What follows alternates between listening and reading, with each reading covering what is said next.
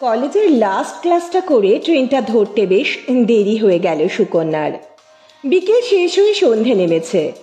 বাড়ি পৌঁছতে বেশ রাত হয়ে যাবে। কলেজে অ্যাডমিশন হয়েছে 1 মাস হলো। হোস্টেলে রাখতে মা বাবা এসেছিলেন। আজ একাই বাড়ি ফিরছে।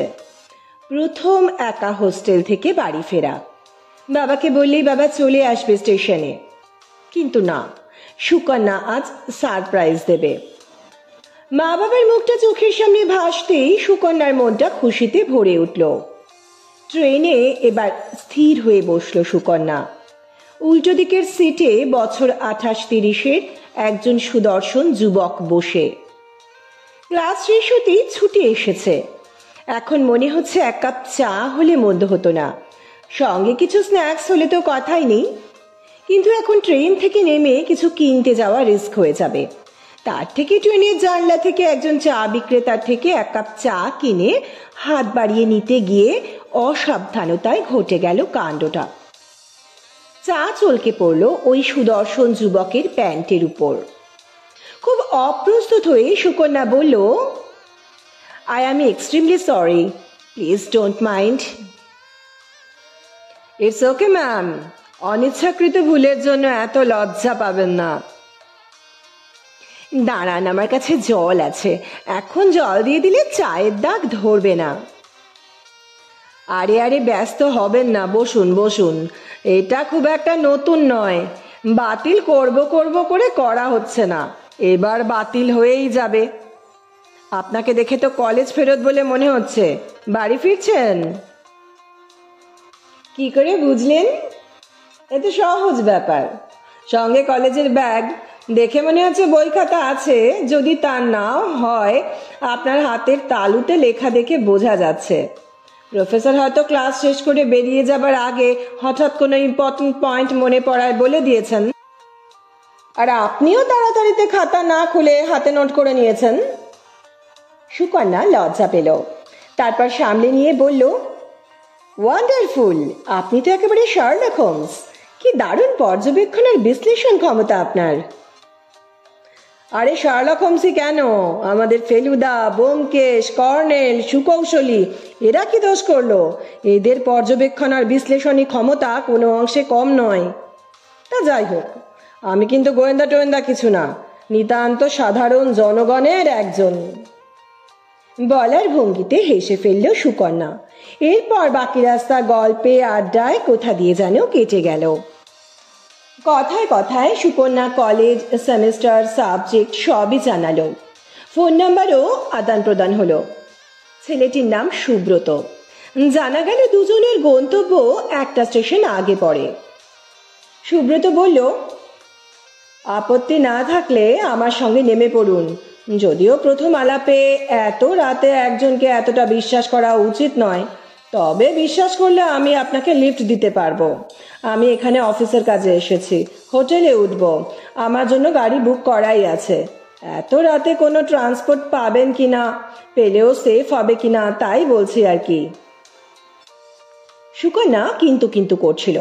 সুব্রত বলল, আমি বুঝি এত রাতে অপরিচিত কোনো ছেলের গাড়ি থেকে নামলে কিছু কথা হতে পারে। আপনি না হয় একটু দূরেই নামবেন, যেখানে বলবেন নামিয়ে দেব। সুকন্যা রাজি হয়ে গেল। সুকন্যা গন্তব্যে পৌঁছে নামার আগে বলল, কি বলে যে আপনাকে ধন্যবাদ দেব।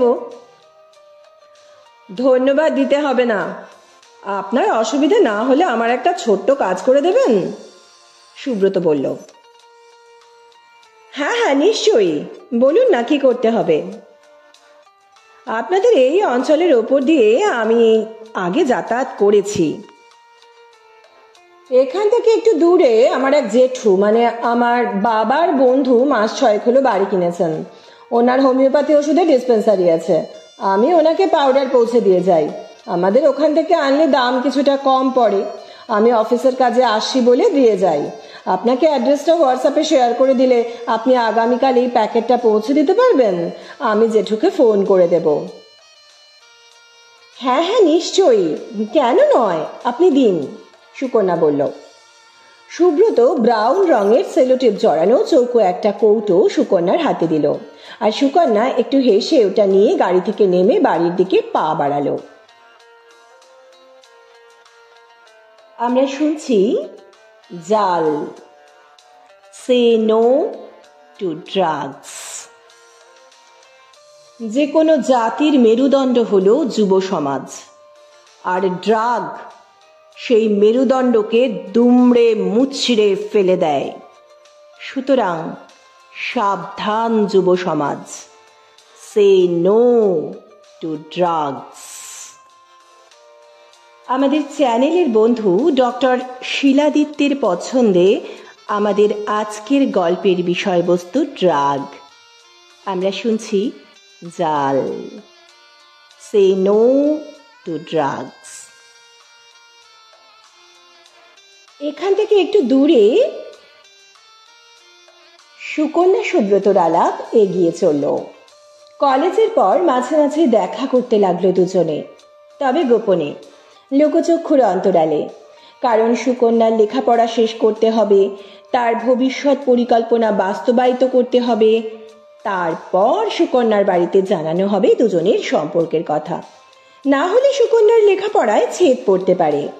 এখন সুব্রতকে হোমিওপ্যাথি পাউডার পৌঁছাতে জেঠুর কাছে আর যেতে হয় না।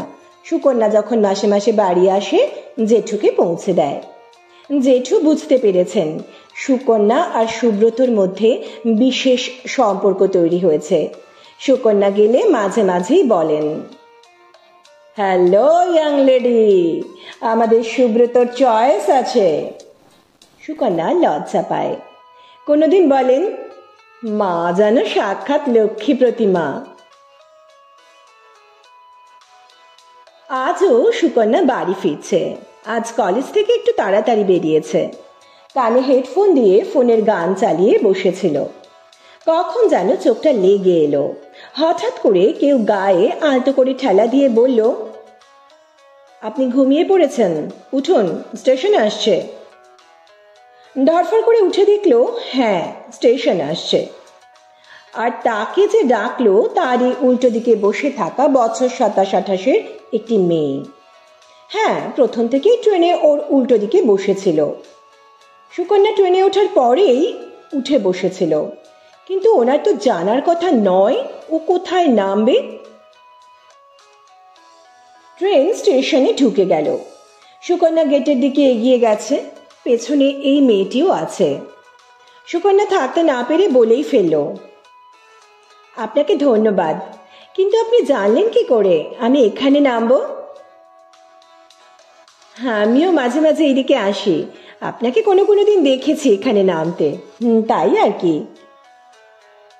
ও আচ্ছা, বললো বটে সুকন্যা, আবার মনে মনে ভাবলো, আমি তো কোনোদিন খেয়াল করিনি। অবশ্য আমি তো ফোন নিয়েই মগ্ন থাকি, আশেপাশে কে আছে অত কিছু দেখি না। সুকন্যা ট্রেন থেকেই দেখতে পেল স্টেশনে বেশ কিছু পুলিশ। ট্রেন থেকে নেমে ও অবাক হয়ে দেখল পুলিশ ওর দিকেই এগিয়ে আসছে এবং কিছু বুঝে ওঠার আগেই ওকে ঘিরে ফেলল, যার মধ্যে কিছু মহিলা পুলিশও আছে।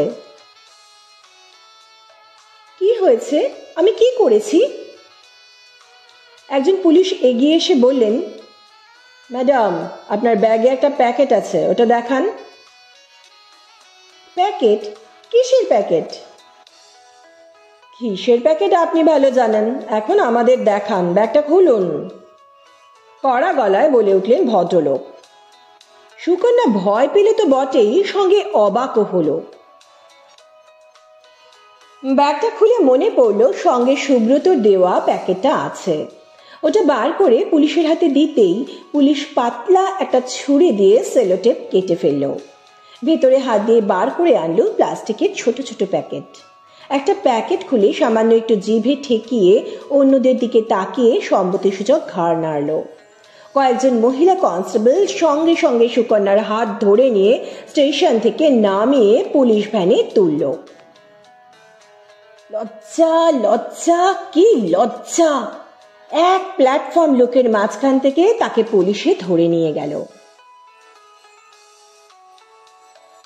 আপনারা এতক্ষণে নিশ্চয়ই বুঝতে পেরেছেন যে ট্রেনে সুকন্যার উল্টো দিকে বসে থাকা মেয়েটি আর কেউ নয়, আদার রিয়া চ্যাটার্জি।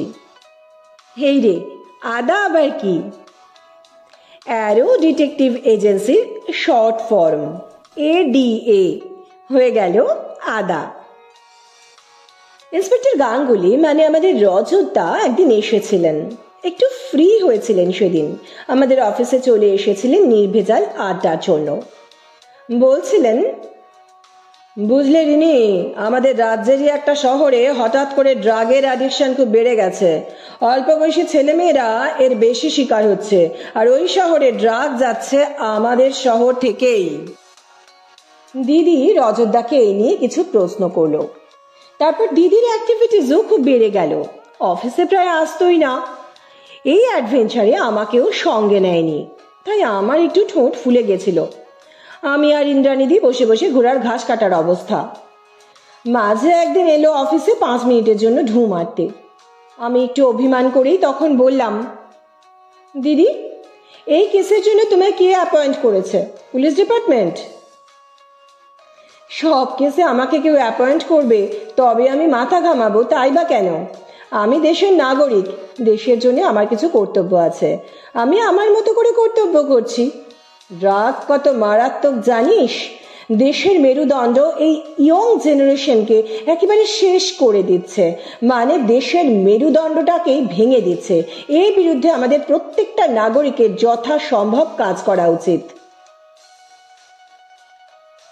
আমাকে তো তোমার সঙ্গে নিলে না, ইন্দ্রানিদিকেও কিছু বলছো না। আমরা কি দেশের নাগরিক নই? আমাদের কি কোনো কর্তব্য নেই? আরে আছে তো, তোদেরও তো কর্তব্য আছে, আর তোরা সেটা করছিসও।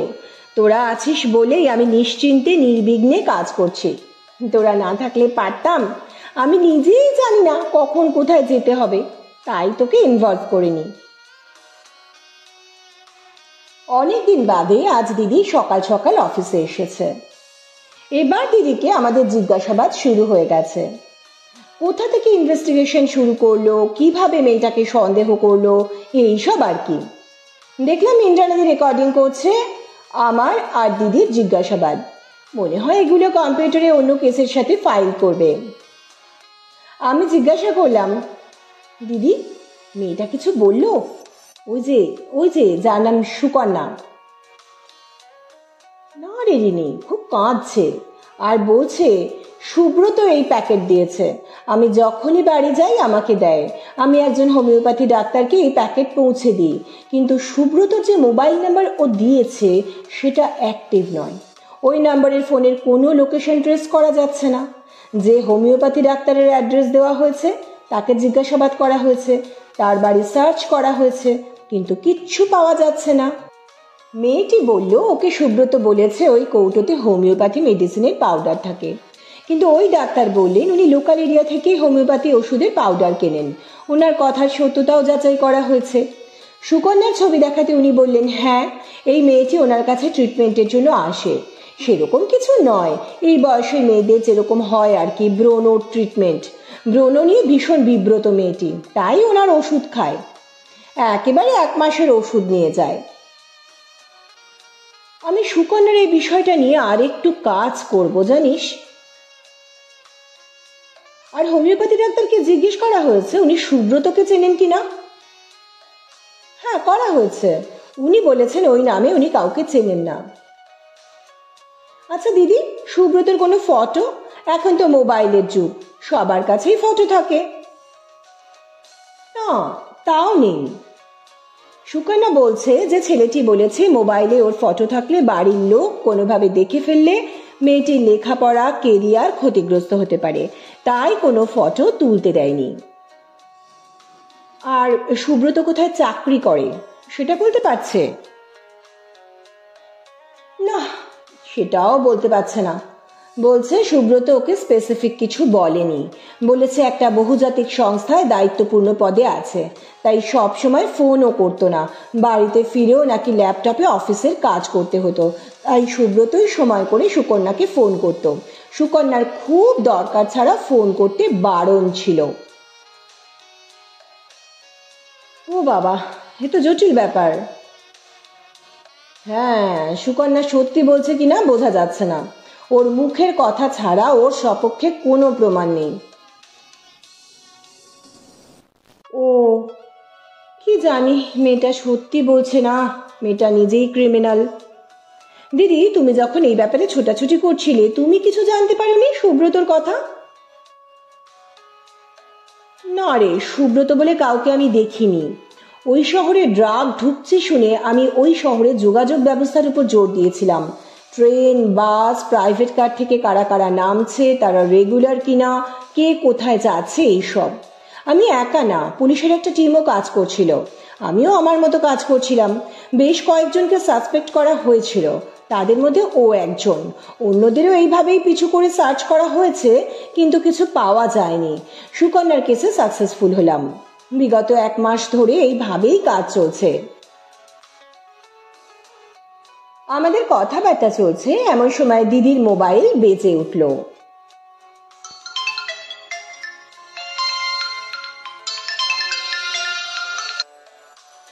দিদির ফোনের স্পিকার অন হলো।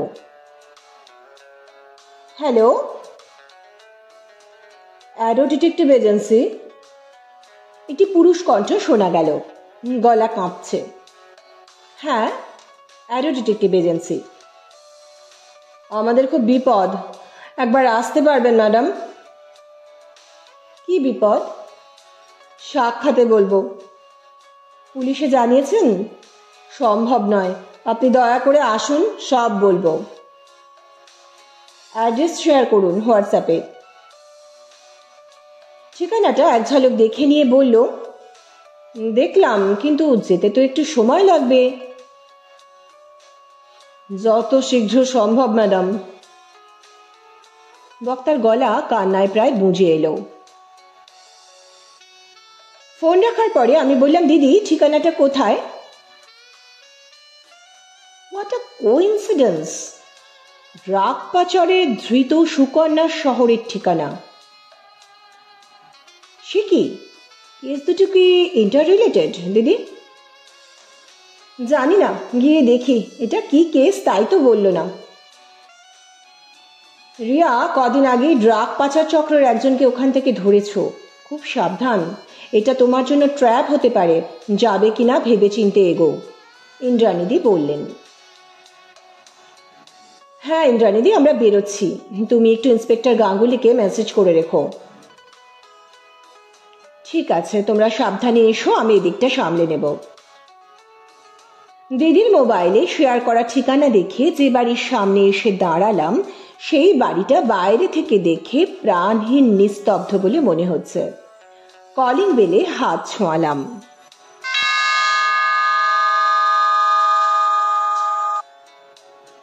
দরজা খুলেন বছর 45-এর একজন ভদ্রলোক, যাকে দেখে মানসিকভাবে বিধ্বস্ত বলে মনে হচ্ছে। ভেতরে গিয়ে সামনেই বসার ঘর, একটা সোফায় আর আলাদাভাবে বসার 2টো চেয়ার। আমি আর দিদি সোফায় পাশাপাশি বসলাম। ভেতরের ঘর থেকে একজন বছর 35-36-এর ভদ্রমহিলা বেরিয়ে এলেন, কেঁদে কেঁদে চোখ মুখ ফুলিয়ে ফেলেছেন। দিদি বলল, এবার বলুন আপনাদের বিপদের কথা। ভদ্রমহিলা কথা বলতে পারলেন না, কথা বলতে গিয়ে কেঁদে ফেললেন। ভদ্রলোকেরও প্রায় একই অবস্থা, তবু তার থেকে জানা গেল তাদের একমাত্র ছেলে নিখোঁজ। কবে থেকে নিখোঁজ আপনাদের ছেলে? গতকাল থেকে ম্যাম, স্কুলে গেছিল, স্কুল থেকে বাড়ি ফেরেনি। আপনাদের ছেলে কত বড়, কোন ক্লাসে পড়ে? ক্লাস 5-এ, 10 বছরের ছেলে। স্কুলে যায় কিসে? সাইকেলে। সাইকেলে এখান থেকে ওর স্কুল মিনিট 15 লাগে। একাই যায় না কোনো বন্ধু বান্ধবের সঙ্গে যায়? না, ঠিক আমাদের পাড়া থেকে কেউ নেই, তবে আশপাশের পাড়া থেকে বেশ কিছু ছেলে আছে, ওরা সবাই একসাথেই যায়। ওরা সবাই একসাথেই পড়ে? সবাই এক ক্লাসে পড়ে না, তবে এক স্কুলে পড়ে। আপনার ছেলে কি সাইকেল চালায়? অ্যাভন। ওই ব্র্যান্ডের সাইকেল তো অনেকেই চালায়, কোনো বিশেষত্ব? বিশেষত্ব বলতে সাইকেলের পেছনে টায়ার গার্ডের কালার সামনেরটা থেকে আলাদা। সাইকেল শেখার সময় একবার বিশ্রীভাবে পড়ে গিয়ে টায়ার গার্ডটা প্রায় ভেঙে গেছিল। দোকানে একই রঙের গার্ড ছিল না, যেটা ছিল সেটাই লাগানো হয়েছিল। বলেছিলাম পরে পাল্টে দেব, আর পরে পাল্টানো হয়নি। আচ্ছা, আপনারা স্কুলে খোঁজ করেছিলেন? হ্যাঁ, দারোয়ান বলল অন্য ছেলেদের সাথে ওকেও বেরোতে দেখেছে। ছুটির সময় 5 আর 6 একসঙ্গে বেরোয়। 7 থেকে 12 4:30তে ছুটি। কিন্তু ওরা সব ছেলেরা একসাথে 4:30তেই বেরোয়, কারণ সবাই একসাথেই ফেরে। অন্যদিন কটায় বাড়ি ফেরে? এই 5টা নাগাদ। যাদের সঙ্গে ফেরে তাদের বাড়িতে খোঁজ নিয়েছেন? হ্যাঁ, নিয়েছি। সবাই বলছে ও তো সবার সঙ্গেই ছিল। কখন দল ছাড়া হয়েছে কেউ দেখেনি। কেউ দেখেনি তো হয় না, কেউ তো দেখেছে। কোনো ফোন আসেনি মুক্তিপঞ্চে? হ্যাঁ, এসেছে গতকাল অনেক রাতে 11টার পর। 50 লাখ চেয়েছে। আমি বললাম অত টাকা কোথায় পাবো? 30 লাখে নেবেছে। কবে দিতে হবে? আজকে রাত 1টায়। কোথায়? জায়গা বলেনি, আবার ফোন করবে। আচ্ছা, আমরা যে এলাম কেউ দেখলে সমস্যা হবে না? জিজ্ঞেস করলে বলবো টাকা দিতে এসেছেন, কোনো প্রাইভেট ব্যাংক থেকে লোন নিয়েছি। বেশ। আর আমাদের ফোন করলেন যদি কিডন্যাপার আপনার ফোন ট্র্যাক করে? আমার পার্সোনাল নাম্বার থেকে আপনাদের ফোন করিনি ম্যাডাম। বাড়িতে একটা এক্সট্রা ফোন থাকে ছেলের জন্য, ওটাও কোথাও নিয়ে যায় না। নাম্বার আমরা 3 জনই জানি। আমি টুবাই আর টুবাইয়ের মা। ও হ্যাঁ, আমার ছেলের নাম টুবাই, ভালো নাম শুভব্রত। আচ্ছা, আপনি কি করেন? বিজনেস, বিল্ডার্সের। আপনি টুবাইয়ের স্কুলের ফোন নাম্বারটা দিন, আর যে নাম্বার থেকে কল করেছিল কিডন্যাপাররা সেই নাম্বারটা দিন। দিদি নাম্বারটা নিয়ে ফোনে খুটখাট শুরু করলো। বুঝলাম হোয়াটসঅ্যাপ করছে, হয়তো ইন্দ্রাণীদি আর নয়তো রজতদাকে। তারপর মুখ তুলে বলল, আপনার ছেলের বেস্ট ফ্রেন্ড কেউ আছে? বেস্ট ফ্রেন্ড কিনা জানি না, তবে প্রিয়জিতের সঙ্গে বেশি থাকে। প্রিয়জিৎ এখন নিশ্চয়ই স্কুলে। ওদের স্কুলের ডিরেকশনটা আমাকে দিন, আপনাদেরকে যেতে হবে না। দিদি দেখলাম খুব ছটফট করছে। ওনাদের বাড়ি থেকে বেরিয়ে একটা টোটো নিয়ে সোজা টুবাইয়ের স্কুলে। স্কুলের গেটে দারোয়ানকে গুনগুন করে কী সব বলল। দারোয়ান আমাদের দাঁড় করিয়ে হেড স্যারের ঘরের দিকে চলে গেল। একটু পরেই এসে হেড স্যারের ঘরে আমাদের যেতে বলল। দিদি ঘরে ঢুকে হাত জোড় করে নমস্কার করে বলল, স্যার, আপনাদের স্কুলের একজন স্টুডেন্ট খুব বিপদের মধ্যে আছে। আমার হাতে বেশি সময় নেই। ক্লাস 5-এর প্রিয়জিৎকে একবার ডেকে দিন প্লিজ। হ্যাঁ, বসুন ম্যাডাম, আমাকে লোকাল থানা থেকে ফোন করা হয়েছিল। কিছুক্ষণ পর একটি ছেলে এসে ভয়ে ভয়ে দাঁড়ালো। দিদি বলল, প্রিয়জিৎ, তুমি কি আজ শুভব্রতর পাশে বসেছ? না তো আন্টি, শুভব্রত আজ আসেনি। কেন আসেনি? শরীর খারাপ? না না, কাকিমা বললেন ও মামার বাড়ি গেছে, তাই আজ স্কুলে আসবে না। ও, তাহলে গতকাল স্কুল থেকে ফেরার সময় ও বাড়ি ঢুকে গেল, তখনই তোমার সাথে যা দেখা হয়েছে। আজ আর দেখা হয়নি, তাই তো? না না, আমি ওকে কাল বাড়ি অবধি পৌঁছে দিইনি। রাস্তায় ক্লাস 12-এর 4টে দাদা দাঁড়িয়েছিল। ওরা আমাকে বললো তুই বাড়ি যা, শুভব্রত একটু পরে আসছে। কেন এরকম বললো তুমি জিজ্ঞেস করলে না? ওই যে শুভব্রত মানে টুবাইকে বলল যে একটু ওষুধ এনে দে। টুবাই বলল আমাকে আর তোমাদের ওষুধ দিচ্ছে না, বলেছে তোমরা গিয়ে ওষুধের টাকা দিয়ে ওষুধ নিয়ে এসো। কিসের ওষুধ? তা জানি না আন্টি। টুবাইদের বাড়ির কাছে একজন ডাক্তার আছেন, ওই দাদারা ওনার ওষুধ খায়। উঁচু ক্লাসে পড়ে তো, অনেক পড়ার চাপ। ওনার ওষুধ খেলে পড়া ভালো মনে থাকে, তাই দাদারা আমাদের আর কাউকে বলতে বারণ করেছে, বলেছে জানতে পারলে সবাই খাবে, তাহলে আমাদের রেজাল্ট অন্যদের থেকে ভালো হবে না। আমাকে আর টুবাইকে ওই জন্য মাঝে মাঝেই চকলেট খাওয়ায়, যাতে অন্য কাউকে না বলি। ই মা, তুমি যে আমাকে বলে ফেললে। তাতে কি হয়েছে?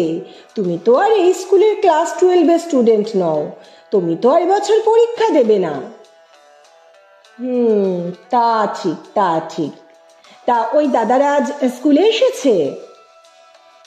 না, স্কুলে আসার সময় তো দেখিনি। আচ্ছা, ওই দাদারা কোথায় বসে গল্প করে তুমি জানো? হ্যাঁ, ওইদিকে একটা বাড়ি কিছুটা তৈরি হয়ে কাজ বন্ধ হয়ে পড়ে আছে, কমপ্লিট হয়নি, ওখানে বসেই গল্প করে। আচ্ছা প্রিয়জিৎ, তুমি আমার ফোনে একজনকে ওই বাড়ির লোকেশনটা বুঝিয়ে দাও তো, তারপর ক্লাসে চলে যাও। কাউকে বলবে না কিন্তু তোমার সাথে আমার কি কথা হয়েছে, কেমন? আমিও তোমাকে একটা বড় চকলেট দেব। দিদি ফোনে একটা নম্বরে রিং করে বলল, হ্যালো অফিসার, আমি রিয়া চ্যাটার্জি কথা বলছি। আপনার সাথে ইন্সপেক্টর রজতাভ গাঙ্গুলির কথা হয়েছে তো? আপনাকে এখন একজন একটা লোকেশন বলে দিচ্ছে, কাইন্ডলি আপনি ফোর্স নিয়ে সেখানে চলে যান, আমরাও এক্ষুনি যাচ্ছি। দিদি প্রিয়জিতের কাছে মোবাইলটা দিতে ও ওই বাড়ির লোকেশনটা বুঝিয়ে দিল। দিদি আবার ফোনটা নিয়ে পুলিশ অফিসারকে বলল, টুবাইয়ের বাড়ির কাছে যে হোমিওপ্যাথি ডাক্তার আছেন, ওনাকে ইমিডিয়েট অ্যারেস্ট করার ব্যবস্থা করুন। এরপর আমরাও টোটো নিয়ে ছুটলাম ওই অর্ধনির্মিত বাড়ির উদ্দেশ্যে। এরপরের ঘটনা এই রকম। ওই অর্ধনির্মিত বাড়িতে আমরা যখন গেলাম তখন অলরেডি পুলিশ এসে গেছেন। একটা ঘর থেকে 4টে ছেলেকেই পাওয়া গেছে। সব থেকে বড় কথা হলো, টুবাইকে ওই বাড়িতেই একটা তালাবন্ধ ঘরে পাওয়া গেছে, ওকে ঘুমের ইঞ্জেকশন দিয়ে ফেলে রেখেছিল। 2জন পুলিশ টুবাইকে বাড়িতে পৌঁছে দিল, আর ওই 4জনকে অ্যারেস্ট করে থানায় নিয়ে যাওয়া হলো। পুলিশের জিজ্ঞাসাবাদে ওই ছেলেগুলোর থেকে জানা যায় যে ওরা মাদকাসক্ত, আর ওই ড্রাগের সাপ্লায়ার হলো ওই হোমিওপ্যাথি ডাক্তার, অর্থাৎ সুব্রতর তথাকথিত জেঠু। গতবার সুকন্যার অ্যারেস্টের খবর পেয়ে সাবধান হয়ে গেছিল, এবার সে সুযোগ আর পায়নি। এই 4টে ছেলে চূড়ান্তভাবে ড্রাগের নেশায় পড়ে গেছে, কিন্তু টাকার আর যোগান দিতে পারছিল না, অথচ ড্রাগ এখন ওদের খেতে শুরু করেছে। তাই টাকা জোগাড়ের জন্য ওরা টুবাইকে কিডন্যাপ করে। ওরা টুবাইকে দিয়েই হোমিওপ্যাথি ওষুধের নাম করে ড্রাগ আনাতো, আর ওই ব্যক্তি হোমিওপ্যাথিক ওষুধের আড়ালে ড্রাগের কারবার চালাচ্ছিল। অবশেষে ওনাকে জেরা করে সুব্রতর খবর পাওয়া গেল, সম্পূর্ণ ড্রাগের চক্রটাকে ধরা সম্ভব হলো, এবং সব থেকে বড় কথা হলো সুকন্যাকে নির্দোষ প্রমাণ করাও সম্ভব হলো। সুতরাং সে নো টু ড্রাগস। বন্ধুরা, আজকের গল্প এখানেই শেষ হলো। গল্পটি কেমন লাগলো অবশ্যই জানাবেন, গল্পটিকে লাইক করবেন, অনেক শেয়ার করবেন, আর এখনো যারা চ্যানেলটিকে সাবস্ক্রাইব করেননি তারা অবশ্যই চ্যানেলটিকে সাবস্ক্রাইব করবেন। সুস্থ থাকবেন, ভালো থাকবেন, শুভরাত্রি।